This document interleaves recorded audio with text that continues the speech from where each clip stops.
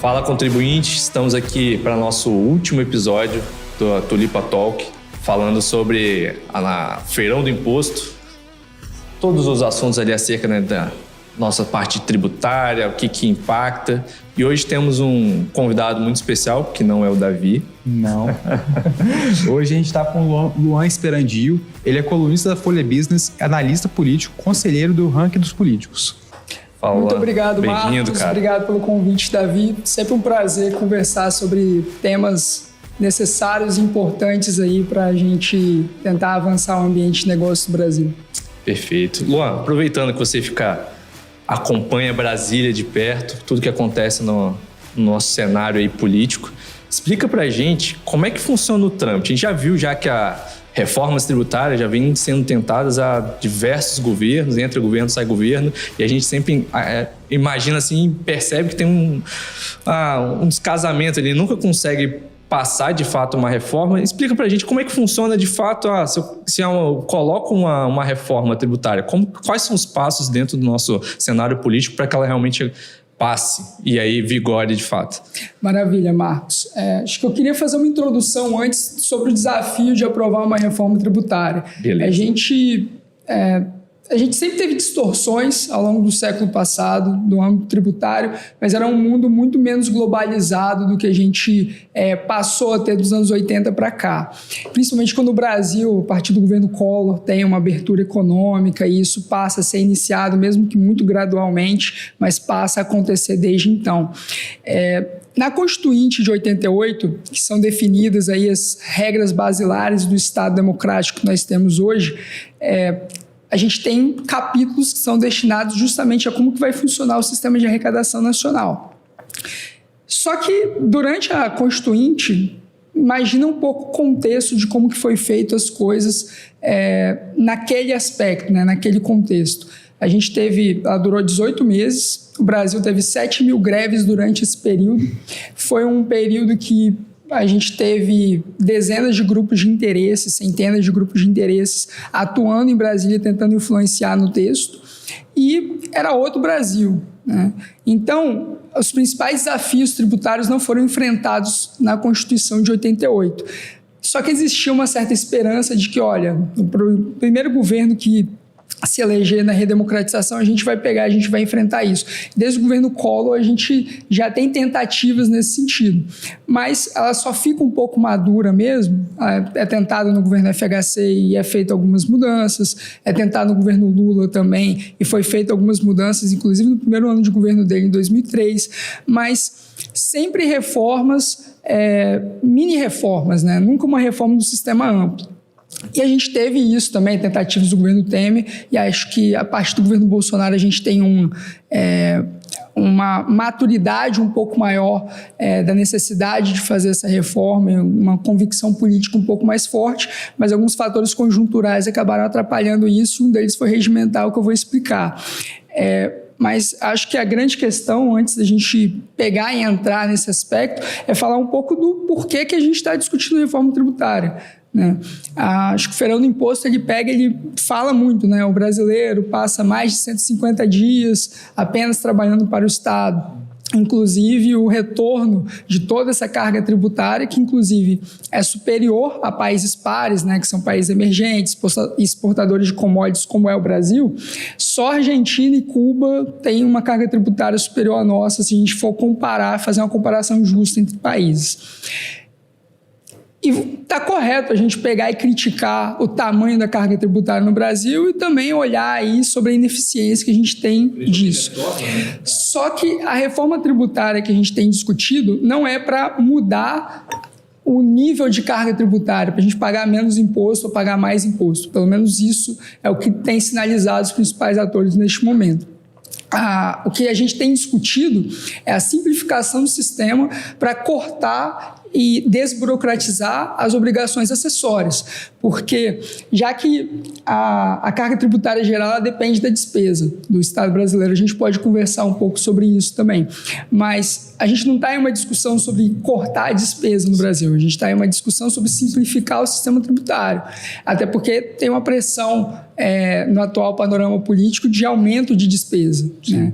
Então, o que acaba acontecendo dentro desse cenário?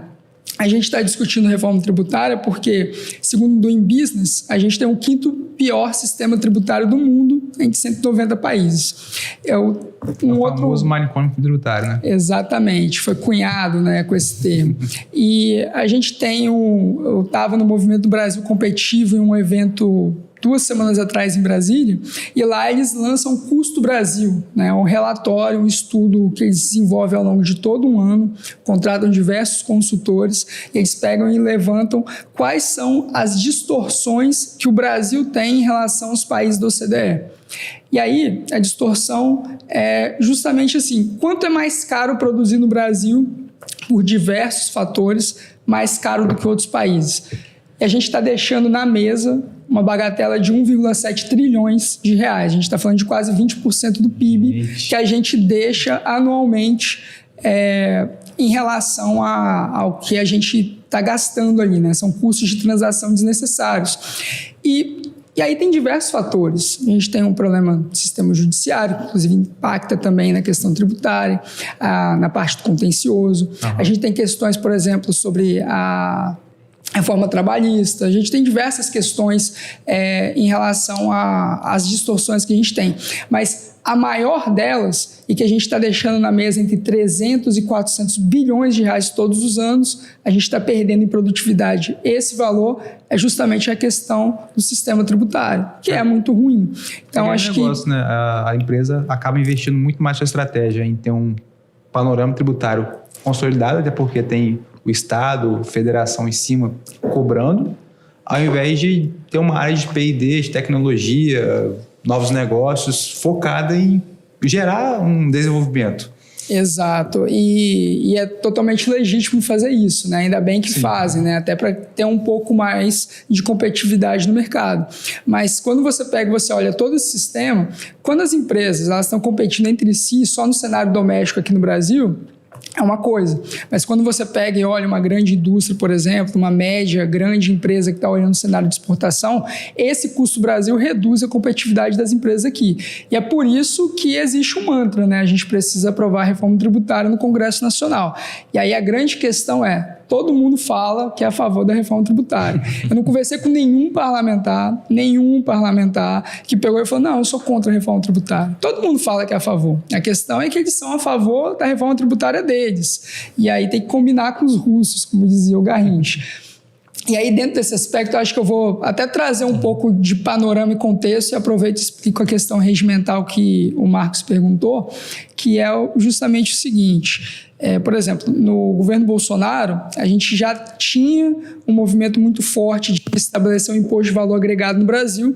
É um imposto que foi criado na França em 1930, que a gente não implementou no Brasil ainda, mas desde a década de 60... a maior parte dos países do Ocidente, especialmente os da OCDE, já implementaram esse sistema tributário, que tem a vantagem de não incidir imposto sobre imposto, como, por exemplo, o ICMS, entre outros tributos aqui no Brasil. E assim, a gente tem mais de 150 países no mundo que aplicam o sistema do IVA, né? O Brasil, não.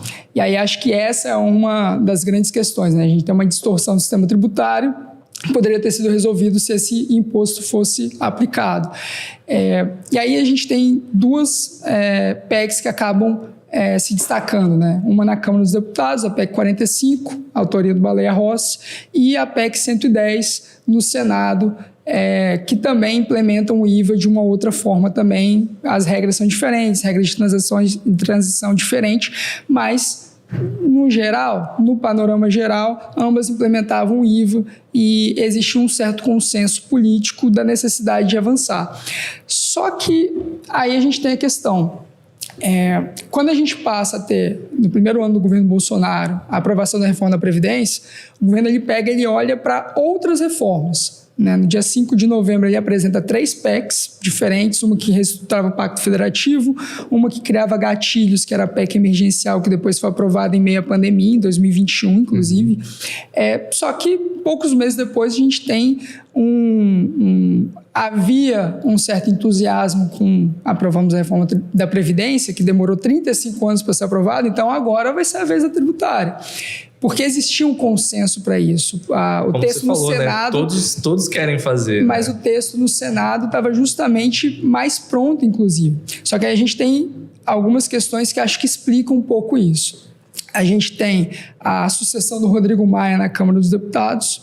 Ele apoia o Baleia Rossi, que era autor da PEC 45, e preterindo o Aguinaldo Ribeiro. E eu estou falando o nome dele porque ele é o relator do grupo de trabalho hoje que está discutindo a reforma tributária. E aí, esse era o grupo do Baleia Rossi, né? E aí ele perde para Arthur Lira. Então, Arthur Lira não ia pegar e dar protagonismo para um ator político patrocinando uma reforma de tantas décadas, que era justamente um rival político dele dentro da Câmara. É lógico que política como nuvem, as coisas passam e hoje eles já têm uma relação melhor, etc. Até porque não vai ser a PEC 45 que vai ser aprovada, o patrono vai ser outro, não vai ser o Baleia Rossi, não vai ser um adversário interno do presidente da Câmara atual. Mas eu acho que é importante trazer esse tipo de contexto, porque a gente está discutindo a necessidade de fazer uma reforma estrutural para solucionar um problema histórico do Brasil e que atrapalha a competitividade das empresas, que muitas vezes acaba sendo atrapalhado por dissonâncias políticas conjunturais. E aí, até para explicar um pouco do regimento, né? O governo Bolsonaro ele envia não uma reforma tributária ampla, como a PEC 45 e a 110, ou a que está sendo discutido nesse momento no grupo de trabalho da Câmara, mas ele apresenta uma reforma do imposto de renda, também recriava a tributação sobre dividendos no Brasil, que foi excluída a partir do governo FHC. E aí ele e apresenta essa reforma. A reforma ela tem um apoio do governo Bolsonaro, muito forte, o apoio do Ministério da Economia, na época, e também tem um apoio muito forte, um pulso muito forte do Arthur Lira, presidente da Câmara da época. E aí ela passa com 396 votos. Né? Então você pensa, caramba, a gente tem aqui um projeto que passou um recado muito forte para o Senado. Né? Tem um amplo apoio, um apoio muito maior do que o suficiente para aprovar uma emenda constitucional. Mas, quando ela chega no Senado, ela vai para a Comissão de Assuntos Econômicos, que tinha que tramitar lá e depois ir para o plenário. E aí, o que acontece? O relator era o deputado Ângelo Coronel, do PSD da Bahia, e o Ângelo Coronel pega e fala, essa reforma é tão ruim que não merece ser apreciada nem pelo meu parecer, pelo meu relatório. Então, ele pega e para a tramitação. Eu não estou nem entrando no mérito se a reforma era boa ou não, tá? Pessoalmente, eu acho que ela tinha diversos problemas. Mas, assim, e principalmente... Um avanço, né? Assim, comparado com o que a gente já tem hoje? Mas a grande questão é que, assim, uma questão específica, conjuntural, acabou impedindo avançar a questão. Era um ponto de abertura de conversa, realmente, de diálogo, né? Aqui no Brasil, a gente tem um livro muito interessante do Marcos Mendes, que ele explica um pouco do porquê é tão difícil fazer reformas neste país. Tem diversos aspectos, tá? Tem uns 15 aspectos singulares que tornam o Brasil muito difícil de você fazer reformas, mas uma delas é justamente a questão regimental. Por exemplo, aqui a gente tem a necessidade de um elevado quórum para pegar e aprovar mudanças. Um projeto específico ele pode ter que passar por 12 votações até para passar a sanção presidencial e aí depois passar a ser sancionado, por exemplo. Então, são muitas votações. Como eu falei no exemplo, né, da reforma do imposto de renda na legislatura anterior, passou na Câmara e aí chegou no Senado e aí o projeto não avançou. O sistema aqui é bicameral, né? Tem duas casas legislativas, tem diversos, a maior parte dos países não tem, né? É unicameral. Então, são só 2 exemplos, né? Tem a questão de quórum, que é elevada, tem que tramitar por diversas comissões. Mas nesse aspecto, né, já olhando um pouco do grupo de trabalho que está discutindo a reforma tributária atual, ele tem por base justamente as duas PECs que eu mencionei, né, 45 e 110, que instituem um IVA, de presidência, né, do Reginaldo, que é deputado do PT de Minas Gerais, e tem a relatoria do Aguinaldo Ribeiro, que inclusive foi preterido pelo Baleia Rossi, mas era do mesmo grupo, é muito entendedor de questões tributárias, etc. E aí o que acontece?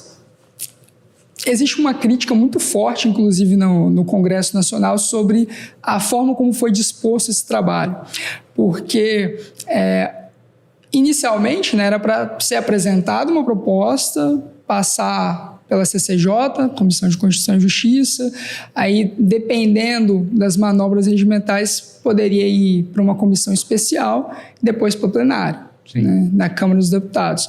Só que esse processo foi driblado, né? Esse processo foi criado um grupo de trabalho que tem interpretações diversas sobre o regimento da Câmara, mas a maior parte dos deputados que eu conversei criticou muito isso, porque você mudou um pouco o sistema de tramitação, né? Você cria um grupo de trabalho para ouvir diversos especialistas, são ouvidos de 5, 6, por audiência pública nas sessões que foram feitas, né? Foram umas 12 que aconteceram desde que ele foi criado em março. E aí acho que a grande questão dentro desse contexto, né, é você olhar quem compõe o grupo de trabalho. São só 12 parlamentares que estão dentro dessa discussão. Diversos parlamentares não estão devidamente representados o Estado, então existe uma certa discordância em relação a isso. Por exemplo, São Paulo é o ente federativo que mais tem representante na Câmara, porque é onde tem mais deputados. Sim. Só tem um deputado, né, que é o deputado Orleans e Bragança. Então, assim, parece que São Paulo está subrepresentado. Você pega tamanho, né? Todos os estados do Sul, não tem nenhum parlamentar. Nossa. Aí você pega o estado do Amazonas, você tem 3 parlamentares só. Então, assim, só na tramitação do projeto a gente nem tem o texto ainda. Tem algumas sinalizações do que vai vir por aí, mas só na forma como está sendo conduzidos os trabalhos, você já pega e fala, olha, tem 3 deputados aqui que obviamente vão defender a Zona Franca de Manaus, que é muito criticada por outros setores, por especialistas, inclusive, enfim. Não vou entrar nesse tema aqui, não sei que a gente pode conversar, mas assim... Mas, pô, Amazonas tem 8 parlamentares. Por que eles têm 3 representados aqui? Então, assim, está super representado. Então, a partir disso já começa-se algumas divergências políticas que eventualmente podem atrapalhar a articulação lá na frente, né? Mas a ideia é que agora, né, essa semana vai ter a apresentação do Aguinaldo Ribeiro, não sei quando que o podcast aqui vai para o ar, imagino que quando for, e a gente já vai conhecer o texto, e aí a partir disso a gente vai ter um escrutínio público mais claro do que vai vir por aí, apesar que ele já deu algumas sinalizações do que a gente vai ter no texto. Perfeito. Nossa. E olhando isso tudo, a gente já vê que, assim, é um processo que é longo, né, já tem vários anos de discussão, vários governos, e até pelas PECs a gente vê que não vai ser algo rápido. Vai ter faseamento, vai ter uma confusão tributária no meio do caminho também, porque vão ser 2 sistemas juntos e, consequentemente, vai ter custo para o contribuinte no final da cadeia, né? Exato. E, assim, aí esses são alguns dos temores, né?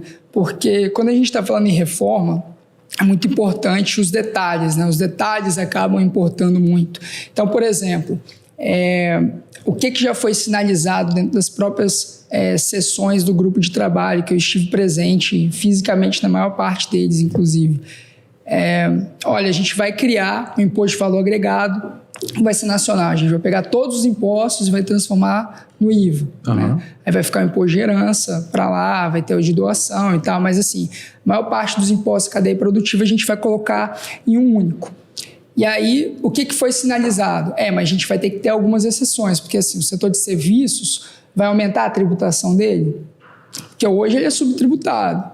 Então, vai aumentar a tributação sobre o setor de serviços? Quanto que vai ser isso? Então, eventualmente, a gente vai ter que ter algumas exceções. E aí, quando você abre exceções, você abre para a atuação dos grupos de interesses, que é uma atuação perfeitamente legítima. A gente aqui está fazendo, né, oferando imposto, uma ação de advocacy já. Sim, sim. Então, é direito de petição, é legítimo. Só que aí, os setores que vão olhar para ali, cada um vai olhar para o seu. Olha, eu quero que o IVA tenha alíquota de 9% para todo mundo, mas o meu setor ele é especial. Ele é um setor de inovação, ele é um setor de tecnologia, ele é um setor estratégico porque é soja, então alimenta as pessoas, ele é um setor estratégico porque exporta, é um setor estratégico. Você pode colocar qualquer fundamentação aqui. Aí é aquela coisa logo, também, o né? meu setor, o IVA tem que ser a alíquota menor. É aquela coisa também, quem tem mais voz consegue pedir mais. Exato, e assim, em Brasília é muito isso, reflexo disso, né? Eu lembro quando eu estava na escola, a gente fez aquelas visitas, né? Que você sai, Sim. o ônibus, e aí vai visitar em algum lugar diferente. Eu lembro da gente ter ido em aldeia, né? Quando era criança, para visitar, estudar como que os índios viviam e etc. Até aqui no Espírito Santo mesmo. Só que assim, em Brasília, eu nunca vi tanto índio, sabe?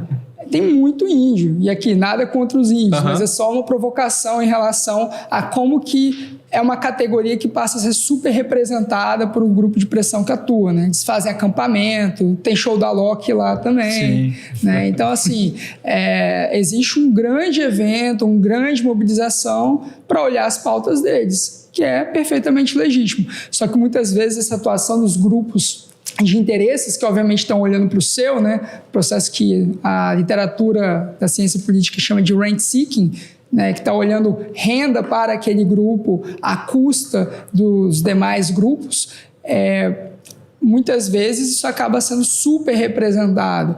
Então a gente passa a ter distorções, não só no sistema tributário, mas distorções, por exemplo, no sistema previdenciário, distorções no sistema trabalhista, entre outros, que infelizmente acabam aumentando os custos de transação do Brasil. E voltando um pouco sobre a necessidade da reforma tributária, o Brasil teve uma publicação da The Economist em 2014, que ela traça o cenário de produtividade no Brasil. Produtividade diante dos mesmos insumos, do mesmo capital humano, quanto que a gente consegue produzir, né? E a produtividade no Brasil, segundo a The Economist, estava estagnada há 5 décadas. Nossa. É o que eles chamaram de a soneca dos 50 anos do Brasil, né? Então o Brasil ele tem que acordar. E muito disso se deve justamente para a gente ter um sistema tributário muito ruim. Recentemente saiu uma pesquisa mostrando em horas, aí comparou o Brasil com o G20, falando que no Brasil o empreendedor tem que trabalhar 1.500 horas para poder arcar com a parte de contribuição tributária. Que são justamente as obrigações acessórias que são tratadas pela reforma tributária. Então, assim, um ponto extremamente importante. E quando você olha os outros pares do G20, a média dá em torno de 200 horas. Então, cara, 8 vezes mais praticamente do que aqui no Brasil. Ou seja, o sistema é ineficiente, né? É aquilo, né? Eu já vi muitas vezes provocações um pouco mais ideológicas, inclusive falando, não, Estado brasileiro, saúde é ruim, educação é ruim, tudo é ruim. A única coisa que é boa é a Receita Federal e a Receita Estadual. Eu discordo. Até a Receita faz um trabalho ruim aqui nos órgãos, nas instituições do Brasil, porque é um custo muito alto para você conseguir arrecadar aquele percentual do PIB. A gente gasta mais de 10 vezes mais para conseguir arrecadar o que a gente arrecada comparando com países pares. A gente tem um passivo tributário de 80% do PIB, né? Muito por causa dessas regras malucas e também da morosidade do judiciário. Então, assim, isso acaba gerando imprevisibilidade, isso acaba gerando a empresa tem um fluxo de caixa, porque os ativos delas ficam presos no judiciário, então ela acaba limitando investimentos no crescimento dela, acaba ficando mais dependente de crescimento orgânico, por exemplo. Então, assim, isso tudo vai gerando um efeito em cadeia que, infelizmente, torna o Brasil mais pobre. Perfeito, cara. E até puxar o serviço de novo, né? Eu vi uma comparação entre países aí e países que têm esse sistema mais equilibrado e que o setor de serviços tem uma aplicação de tributos maior, acaba que nas outras pontas o desenvolvimento é maior também, porque você não tem um estímulo para contratar serviço. Tá? Construção civil, não vou ficar contratando um monte de pedreiro, vou contratar um serviço com mais maquinário, com mais operação automatizada, e aonde realmente precisa de alguém braçal, eu vou contratar. Aqui não, é o contrário. Você vai ver uma construção, é um monte de gente contratada, por quê? Vale mais a pena contratar essas pessoas. E, de novo, isso aí é custo, porque gera custo direto financeiro e tempo também, porque é uma construção que leva esse monte de gente, demora o dobro, o triplo de tempo, porque é uma construção que tem automatização, tem tecnologia. É justamente isso da questão da produtividade, né?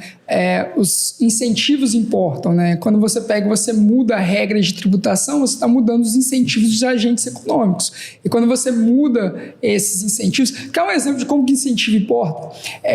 O governo, na discussão do arcabouço fiscal, que substitui a regra do teto de gastos, o governo pegou e falou, olha, a gente vai fazer um ajuste fiscal que vai ser lá para frente, né, daqui 3 anos. E quando a gente for fazer esse ajuste, o Brasil vai crescer tanto o suficiente que a gente vai ter a receita, né? E essa receita é de 150 bilhões de reais que vão arcar com esses gastos aqui que vocês estão permitindo para a gente, falando com o Congresso, sim, e etc. Como que você vai fazer isso? Então, o governo pega e faz algumas sinalizações. A gente vai rever subsídios, né?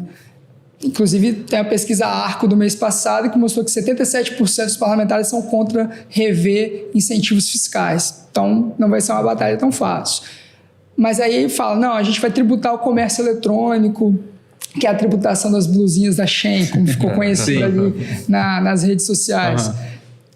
Para arrecadar 8 bilhões de reais. Um valor pequeno. Não estou entrando no mérito se tem que tributar, se não tem. De 8 para 150. Mas aí o que aconteceu? Isso não foi para frente, né? A reação foi muito grande. A gente teve havia um consenso dentro do governo da apresentação disso, mas a reação foi tão ruim. Tem até uma pesquisa Quest que mostra que foi a maior notícia detratora do governo Lula nos primeiros 5 meses dele.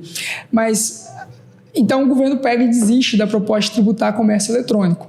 Mas, apesar do governo ter feito isso, os sistemas importam tanto que só da sinalização do governo que ia tributar fez com que o medo dos brasileiros que importavam produtos da China caísse para mais de 1/3. Então, assim, 1/3 dos brasileiros desistiram de comprar antes mesmo de ser tributado, porque eu tenho medo de tributar. E é a mesma coisa, o governo vai fazer um incentivo para diminuir o preço dos carros com menos de 120 mil reais. Sem entrar no mérito da política pública, olhando só a questão dos incentivos. A venda de carros, só de ser anunciado que o governo vai lançar alguma coisa e que vai baratear o carro, a venda do carro no último mês foi a pior dos últimos anos. Por quê? Porque as pessoas vão esperar agora, né? Então, assim, toda essa discussão de incentivo tributário, de regra tributária, mexe com incentivo ou desincentiva os agentes econômicos. Então, isso acaba influenciando muito, né? Você tem muito ceticismo de como que vai ser a reforma, de como que vão ser as coisas. E aí, olhando para a questão da reforma tributária, é muito importante que a gente tenha uma regra de transição para que os agentes econômicos consigam se adaptar às novas regras de uma forma razoável. Mas não pode ser uma regra de transição nem tão longa a ponto de ter que esperar o meu neto nascer para ele ver funcionar. Lá, tem uma de 50 anos, né? Pois é. Então, assim... e também não pode ser curto o suficiente a ponto de ficar inviável das empresas hoje conseguirem se adaptar a essas regras. Perfeito. Então, vai ter a discussão, né? São 10 anos, são 15 anos, e isso vai passar na discussão do texto também, né? Sim. Acho que faz muito sentido, até pegando o histórico de outras regras que se aplicaram a empresas assim, sempre tem um período de transição, geralmente tem uma extensão do período de transição também. E é importante, e tem uma questão cultural que infelizmente bate muito na gente, que eu sei que eu tenho um prazo aqui, vou esperar daqui a 1 ano, começo a trabalhar, porque vai vencer, né? Mas são incentivos que o próprio Estado brasileiro, os próprios governantes acabam gerando, né? Tem uma dissertação aqui da FUCAP, né? A gente está gravando no Hub da FUCAP, Tem uma dissertação de 2013 que mostra sobre o comportamento dos agentes econômicos em relação a fazer elisão fiscal, que é o planejamento tributário para conseguir brechas na legislação e assim eu pagar menos imposto, Sim. que é perfeitamente legítimo.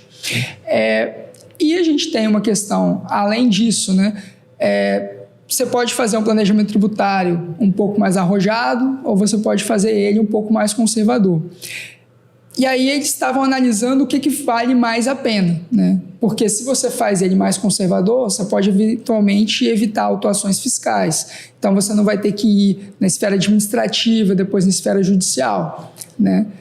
Mas então você tem um custo com advogados, etc., que eventualmente pode compensar. Mas você também pode fazer algo mais arrojado, né? E aí eles estavam olhando justamente isso, à luz da teoria dos jogos. E a conclusão da dissertação é que vale a pena você fazer elisão fiscal mais arrojada, mesmo que você tenha que responder à autuação fiscal e depois ao processo judicial. Por quê? Porque a gente tem tanto refis no Brasil, a gente tem tanto o oferecimento, que é uma velha agenda, né? Sim. A gente vai pegar, a gente vai oferecer aqui, olha, você paga o que você está falando, o que a gente está pedindo aqui, não vai incidir multa, e a gente resolve isso aqui com determinado desconto, que vale muito mais a pena você pegar e entrar, ainda mais com morosidade do judiciário brasileiro. Eu pego, vou interpondo recursos, vai demorar 10, 15 anos, a ponto de que, eu vou fazer o refis agora? Não, daqui 2 anos vai ter de novo. Faz mais um recurso aí no judiciário, que eu não vou ter que pagar agora mesmo, daqui 2 anos eu faço esse acordo e eu pego o trabalho aqui na minha empresa com esse valor. Não. Então, assim, os incentivos de novo. Perfeito. Não, isso aí são incentivos aí, de novo, não são os agentes econômicos. Quem está trazendo esses incentivos são os próprios governantes. Como o sistema tributário brasileiro é muito ruim, para você arrecadar, você está precisando de dinheiro ali, muitas vezes o refis é a forma que você tem como governante para eu conseguir ter um boom de receita e eu conseguir executar alguma determinada política pública. Então vejam como que a gente vai gerando efeitos em cadeia, todos problemáticos aos próprios agentes econômicos. Exatamente. Né? E, de novo, tudo isso vai contribuindo para a gente ser um país mais pobre. Exatamente. É algo urgente para todo mundo que está impactado. Seja você que paga imposto, seja o governante que está te cobrando. Porque ele demanda essa tributação para poder fazer o orçamento dele. E se ele não está com isso aí bem ajustado, não sabe se ele vai ter o pagamento desse imposto corretamente, ele não consegue trabalhar. Não trabalha tão bem, mas não consegue trabalhar com o seu orçamento. Isso tem que ser feito com urgência, logicamente, pensando nos pormenores que você levantou, que são muito delicados, são muitas áreas, muitas pessoas sendo afetadas que têm que ser avaliadas, mas é algo urgente. Assim, isso monta, né? A gente está falando da reforma, de como fazer a captação de recursos e tudo mais, e aí monta justamente a parte que até recentemente teve o arcabouço fiscal, contra o teto de gastos. Então, a gente está fazendo realmente uma linha onde a gente se preocupa com a parte de arrecadação tributária, mas ao mesmo tempo liga um alerta para a sociedade, todo mundo se sente um pouco injustiçado. Nossa, eu pago imposto demais porque eu não vejo retorno, eu vejo a parte da classe política fazendo cada vez mais gasto, então a máquina do governo sendo mais cara. Acho que, olhando de uma forma assim, o primeiro passo como reforma tributária, ele dá um embasamento até para a gente consiga ter um diálogo melhor acerca do controle dos gastos públicos. Como é que você vê isso, Luan? Você acha que esse é um passo que amadurece essa discussão? Aquilo que eu estava falando, né? Toda a discussão da reforma tributária, pelo menos até o momento, ela fala para ser uma carga tributária neutra, né? Vai ter as regras de transição, vai passar um tempo e a gente, os agentes econômicos, os contribuintes vão pagar justamente o mesmo valor, não vai aumentar a carga tributária de 33%, 34% do PIB para 40%. Essa é a discussão que a gente tem hoje. Só que, e a gente vai focar na simplificação. Só que tem uma questão, a gente só consegue reduzir carga tributária, e o Brasil, a gente paga muita carga tributária comparado a países pares, como a gente estava falando, mas o tamanho do Estado brasileiro não é determinado pela receita, é determinado pela despesa. Então, a gente só vai conseguir ter uma discussão séria sobre redução de impostos no Brasil, e isso de forma estrutural, não estou falando de um incentivo ou um subsídio para determinado setor, mas de forma estrutural para todos, se a gente pegar e diminuir a despesa que a gente tem hoje no Brasil. Isso pode ser feito, inclusive, com melhoria de eficiência do gasto público. Perfeito. Né? Acho que é um ponto de eficiência... Que isso, infelizmente, não tem sido discutido. Sim. A única coisa que é discutido, e a gente tem visto, né, no arcabouço fiscal, a gente tinha o teto de gasto, uma regra simples, 1,5 página, todo mundo entendia que o governo vai poder gastar no próximo ano o mesmo valor do anterior, acrescido do IPCA. Perfeito, todo mundo entende isso. Simples. Uma regra simples. Super simples. Né? Simples.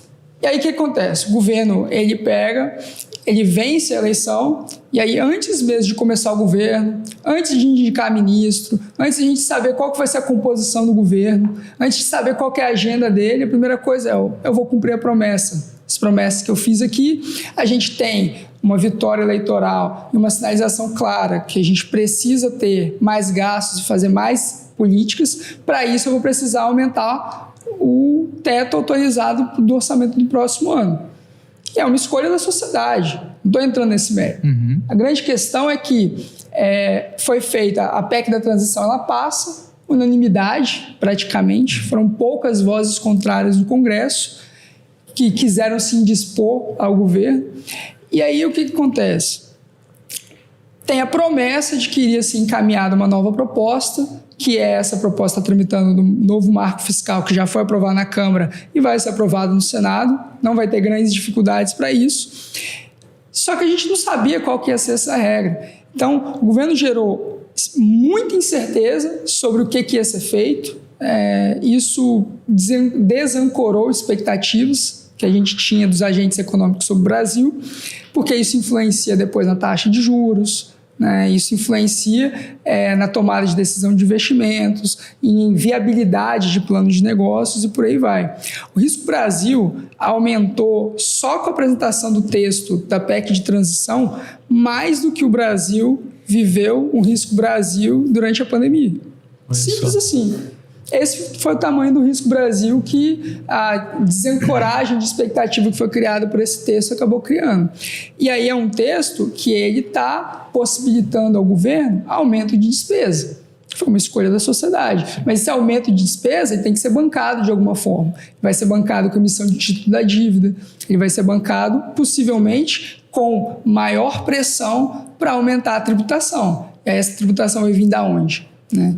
Pode vir de setores específicos ou pode aumentar a carga tributária geral. E uma das questões que eu mais tenho conversado com consultores e especialistas é um receio de que, por causa de um governo que está olhando muito o passado, por exemplo, a regra do teto de gastos estava consolidada. Você podia fazer alterações dentro dessa regra, como já tinha sido feito anteriormente. Né? Mas não, você queria toda uma equação, que é o novo marco fiscal, tem 11 páginas, ninguém entende como vai funcionar, dificulta você entender quanto que o Estado brasileiro vai estar permitido gastar, inclusive, isso vai gerar muito problema daqui para frente, inclusive.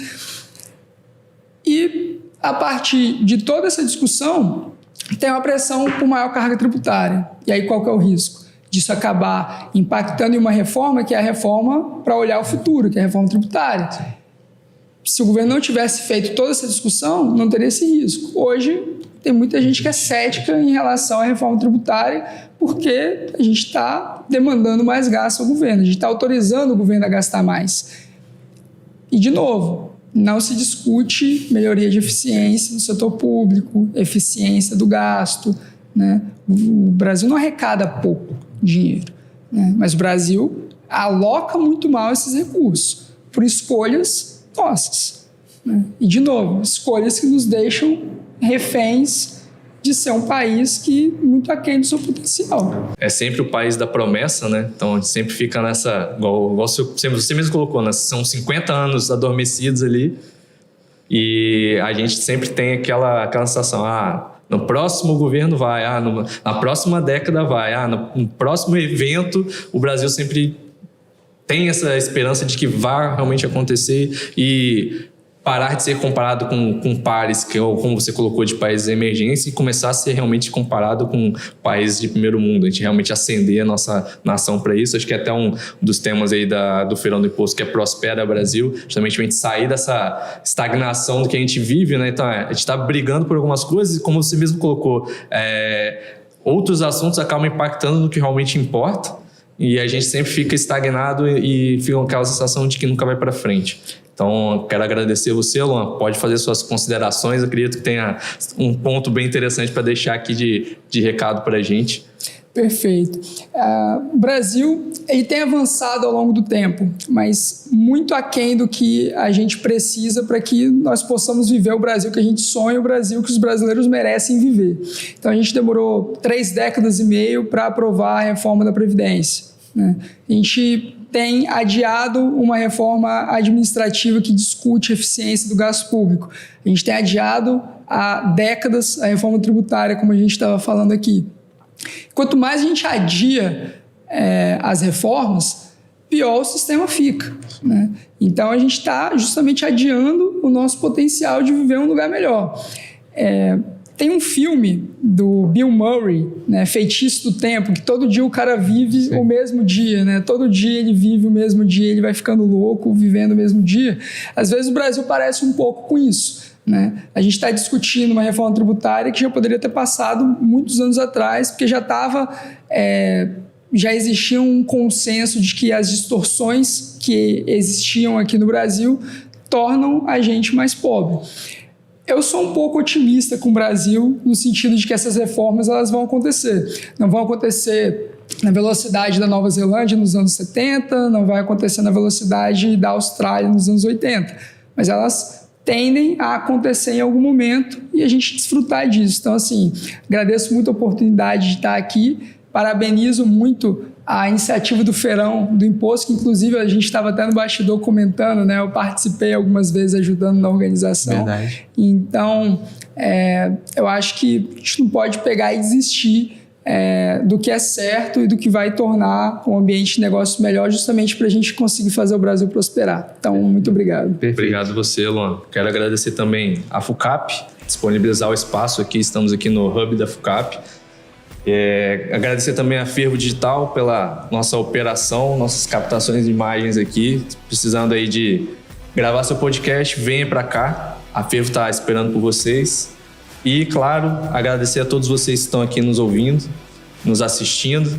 E aguardem aí que em breve teremos mais novidades. O Feirão do Imposto não é só durante o mês de maio, não é só uma data específica do ano. Essa preocupação lá acontece por todo o período, então acompanhem que a gente vai trazer mais novidades, atualizações, até para que a gente de fato não fique aqui, né, estagnado, só procurando ali de ano em ano. Luan, vem aqui tirar dúvida da gente, de novo tem a PEC.